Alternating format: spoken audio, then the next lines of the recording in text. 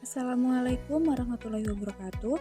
Saya Ines Nandia Rufijantista dari PKI 2B akan memaparkan materi dari tugas mata kuliah ayat tematik bimbingan konseling. Pengertian bimbingan konseling.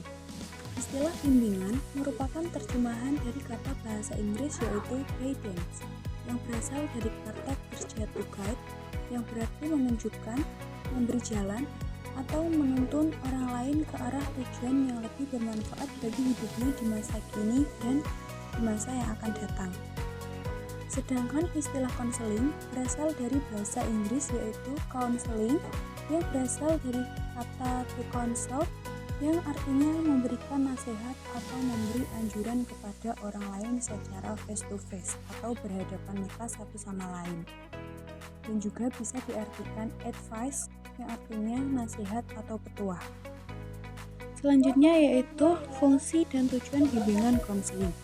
Jadi ada 10 fungsi bimbingan konseling. Yang pertama yaitu fungsi pemahaman, fungsi preventif, fungsi pengembangan, fungsi penyembuhan, fungsi penyaluran, fungsi adaptasi, fungsi penyesuaian, fungsi perbaikan, fungsi fasilitasi, dan fungsi pemeliharaan.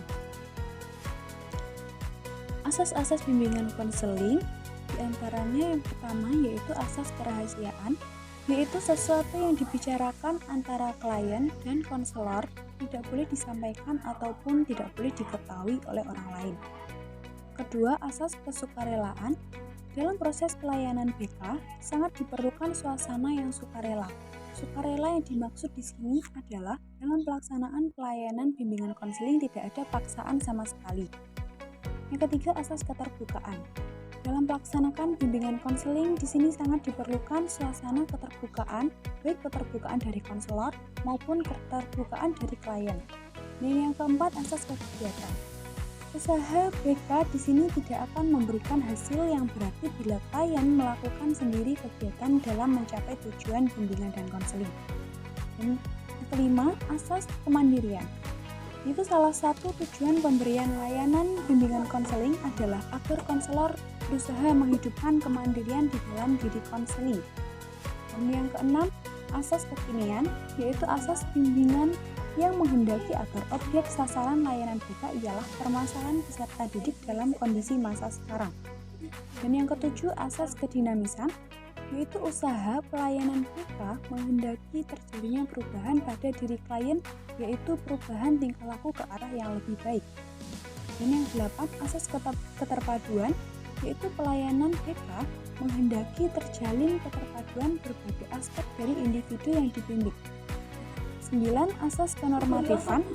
Usaha BK tidak boleh bertentangan dengan norma-norma yang berlaku, baik ditinjau dari norma agama, norma adat, norma hukum atau negara, norma ilmu maupun kebiasaan sehari-hari. Dan asas yang terakhir yaitu asas keahlian, yaitu untuk menjamin keberhasilan usaha BK, para pembimbing harus mendapatkan pendidikan dan latihan yang memadai. Pengetahuan, keterampilan, sikap, dan kepribadian yang ditampilkan oleh konselor atau pembimbing akan menunjang hasil konseling. Dan ada pun landasan-landasan dalam bimbingan konseling yaitu landasan filosofis yang merupakan landasan yang dapat memberikan arahan dan pemahaman khususnya bagi konselor dalam melaksanakan setiap kegiatan bimbingan dan konseling yang lebih bisa dipertanggungjawabkan secara logis, etis, maupun estetis. Yang kedua, landasan psikologis yang merupakan landasan yang dapat memberikan pemahaman bagi konselor tentang perilaku individu yang menjadi sasaran layanan.